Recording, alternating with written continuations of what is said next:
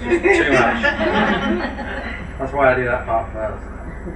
Alright, so some of the characters in this, in the hotel are actually pretty out there, you know, they kind of got it together. They know what they're doing. And there's a couple of them called the Chemical Sisters.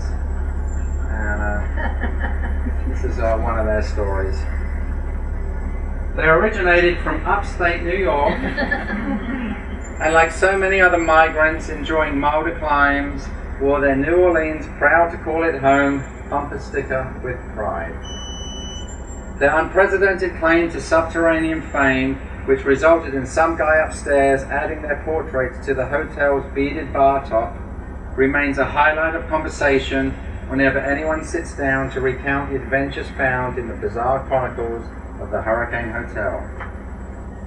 According to barroom legend, it all began when a certain unnamed domestic airline announced it was laying off its entire suspected-to-be-gay workforce, including most of its pilots and a whole bunch of stewardesses, on the pretext of the airline's diminishing amount of massive profits.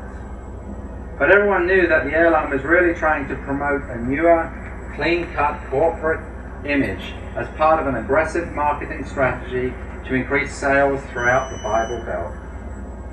When the Chemical Sisters caught wind of this via the internet, they decided to go into action, fueled with the belief that sexual harassment, regardless of gender, is simply not acceptable, and by the fact that who you choose to cohabitate with is no one else's goddamn business.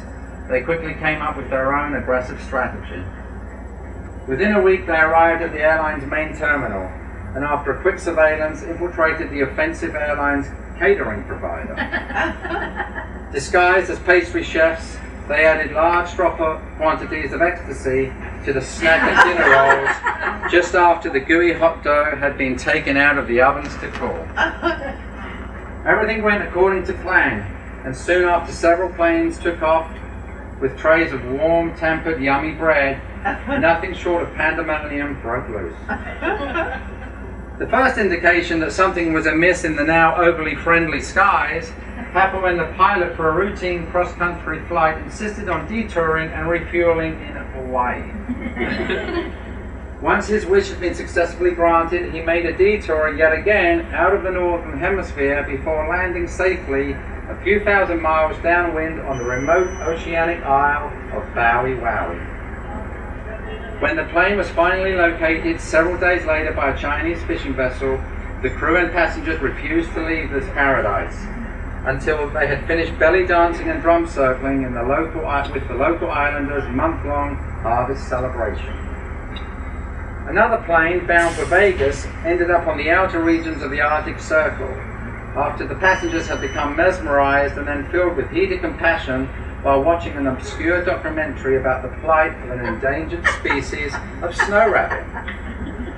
Collectively, the passengers and crew felt it was their solemn responsibility to bring international attention to the plight of these fuzzy-wuzzy bunny rabbits. They organized themselves into bands of vigilantes and were dropped off at specific points where the rabbits were known to breed, thus ensuring in their beautiful minds that they would be able to offer complete protection for the furry offspring of these twitching, nose-long hair, frozen carrot eaters. It was only after they had landed in the blistering snow that the rather dreary fact that they were all dressed in summer casino attire looked to make their crusade impossible. But after a series of long negotiations with the local Eskimo population, which was extremely concerned that it would have to clothe and house these insane invading bunny rabbit protectors, the Canadian mountains were called in and managed to send the lovable, frostbitten vigilantes backpacking to the American border. It was recently reported that they have now founded a rather bizarre, long-eared religious sect somewhere in upstate New York, just west of Albany.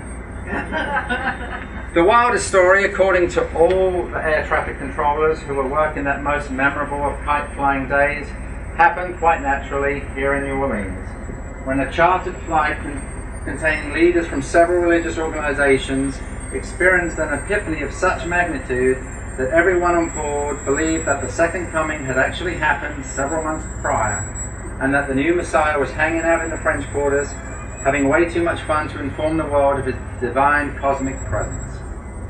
After several prayers of devout laughter, they spoke in unanimous tongues and came to the conclusion that their old beliefs were a complete and utter hoax. This freeing realization, fueled with some more dinner rolls and gallons of excommunion wine, sent them scrambling amongst themselves in search of a new deity to worship, and in a bold nosedive descent from 30,000 feet, their plane landed totally unscathed on the streetcar line running along Canal Street.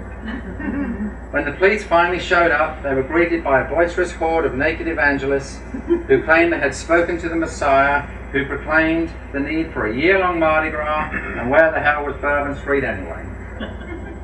The fact that everybody of the affected planes were all having such a great time made the Chemical Sisters' plan look like it might tragically backfire, with the puritanical airline gaining off-the-chart ratings.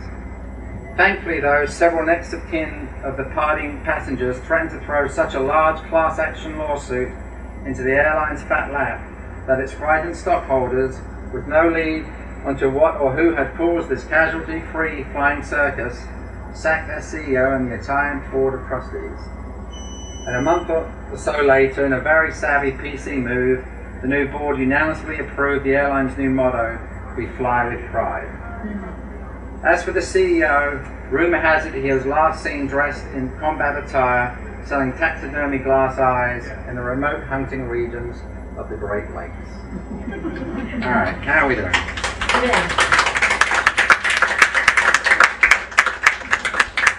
For one more?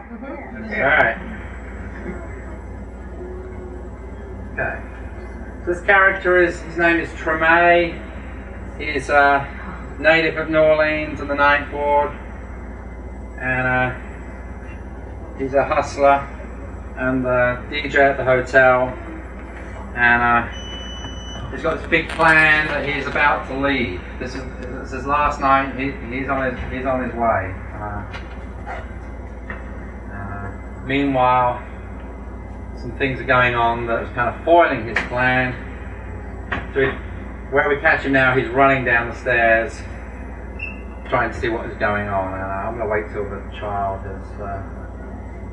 This isn't the. I haven't edited this one quite yet. And the other character in it, his name is SG. When I say SG, his name is really some guy upstairs. I mean, he's one of the storytellers. But so if I remember, I will say some guy upstairs. But if I just say SG, that's the same person. So it's Treme and SG. Treme, destined for another world. Treme let down the hotel stairs like a landslide.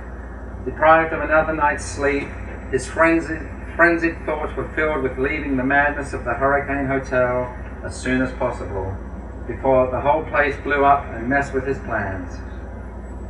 He tripped on a loose piece of carpet, and as he fell, realized he had only left New Orleans once before.